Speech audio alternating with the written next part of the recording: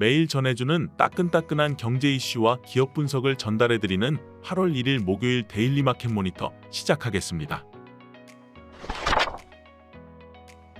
첫 번째 이슈는 7월 FOMC 연방기금 목표금리 5.25%에서 5.5%로 동결입니다. 7월 FOMC는 연방기금 목표금리를 5.25%에서 5.5%로 동결하고 배차대조표 축소를 지속하기로 결정하였습니다. 성명서에서 연준은 물가와 고용지표가 이전보다 좀 더 진전을 보였다고 언급하였습니다.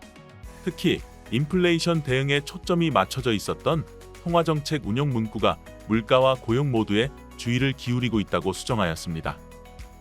두 번째 이슈는 엔비디아를 선두로 반도체 종목 급등입니다.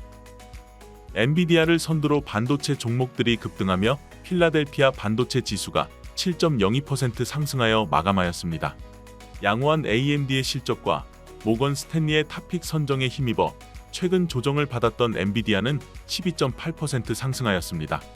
전 업종 중 IT 업종 상승세가 가장 높은 모습을 보였습니다. 세 번째 이슈는 7월 반도체 112억 달러 50.4% 증가 14개월째 무역 흑자입니다. 산업통상자원부는 8월 1일 7월 수출입 동향을 발표하며 7월 반도체 수출액이 112억 달러를 기록하며 지난해보다 50.4% 증가하였습니다.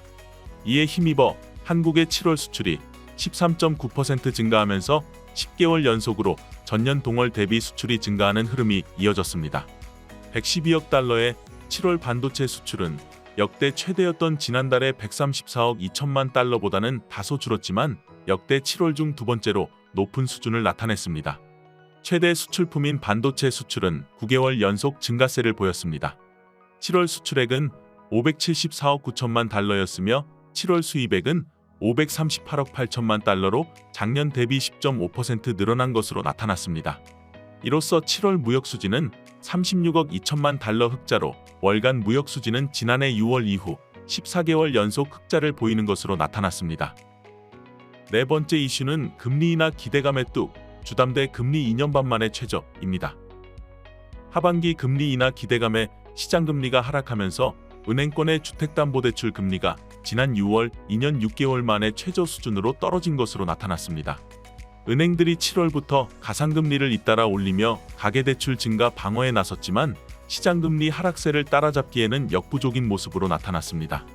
한국은행이 31일 발표한 금융기관 가중평균 금리 자료에 따르면 6월 예금은행의 신규 취급액 기준 대출금리는 연 4.71%로 전월보다 0.07%포인트 낮아졌습니다. 기업대출이 4.88%로 0.02%포인트 빠졌고 가계대출은 4.26%로 0.23%포인트 하락하였습니다. 은행들은 금융당국의 가계대출 총량 관리 압박에 일제히 대출 문턱을 높이고 있는 것으로 나타났습니다. 시장금리가 떨어지는 상황에서도 가상금리를 조정해 주담대 금리를 높이며 KB국민, 신한, 우리, K뱅크 등 7월에만 주담대 및 전세자금 대출 등 가계대출 금리를 3차례 인상한 것으로 알려졌습니다. 오늘의 첫 번째 기업 분석 리포트는 2024년 2분기 컨센서스 상회 가파른 가격 상승 효과 삼성전자입니다. 지난 7월 5일 잠정실적으로 발표된 바와 같이 삼성전자의 2024년 2분기 매출액은 74조 원, 영업이익은 10.4조 원으로 시장 컨센서스를 크게 상회하였습니다.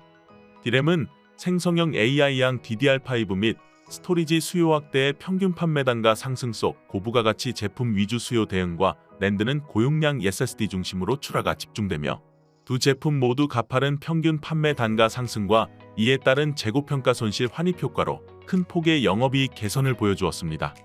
삼성전자의 3분기는 프리미엄 제품 판매 확대로 평균 판매 단가의 상승 기조가 지속될 것으로 전망하고 있습니다. HBM과 서버향 디램의 생산 및 판매 증가로 컨벤셔널 디램 및 낸드 제품의 비트 공급 제약을 예상하고 있습니다. 고부가가치 제품 판매 확대로 지속적인 가격 상승 정책은 이어질 것으로 전망하고 있습니다. 삼성전자의 투자 의견은 매수를 유지하며 목표 주가는 11만 원으로 상향하였습니다. HBM의 램프업으로 하반기에 3배 이상의 성장을 전망하며 이에 따른 ASP 상승에 따른 실적 개선이 이어질 것이며 다음 세대 신제품 출시를 통한 고객사 공급이 본격화될 전망으로 분석하고 있습니다. 두 번째 기업 분석 리포트는 담보된 3년 K9 천무에 옮기는 장갑차가 이어간다. 한화에어로스페이스입니다. 한화에어로스페이스의 2분기 매출액은 2조 7,860억 원, 영업이익은 3,588억 원으로 매출액은 시장 예상치에 부합했으나 영업이익은 66.2%를 상회하였습니다. 3월에서 6월 중에 인도된 폴란드 향 물량 중 K9 6문, 천무 18문이 이번 분기에 인식되며 호실적을 이끌었습니다. 특히 천무의 단차 가격은 30억 원 내외일 것으로 추정되나 한약과 동시 납품되어 같이 매출 인식이 될 경우 대당 300억 원에 근접한 가격일 것이라고 추정되며 영업이익률 역시 30%에 근접할 것으로 기대되어 2분기 실적에 크게 기인했을 것으로 판단되고 있습니다. 한화에어로스페이스의 매출 기준 수주잔고 일감 연수는 약 3년 수준으로 이미 인식 중인 폴란드 K9 1차 사업, 2025년부터는 이집트 K9, 2026년 호주 레드백 K9 2차 사업에 따라 2026년까지의 실적 성장은 담보되어 있습니다. 2027년에도 폴란드 천무 2차 사업의 매출 인식이 본격화될 것으로 기대되지만 기존 사업 종료로 인한 수출 매출 감소가 우려되고 있습니다. 다만 장갑차 수출이 K9와 천무의 온기를 이어받을 것으로 기대하고 있습니다.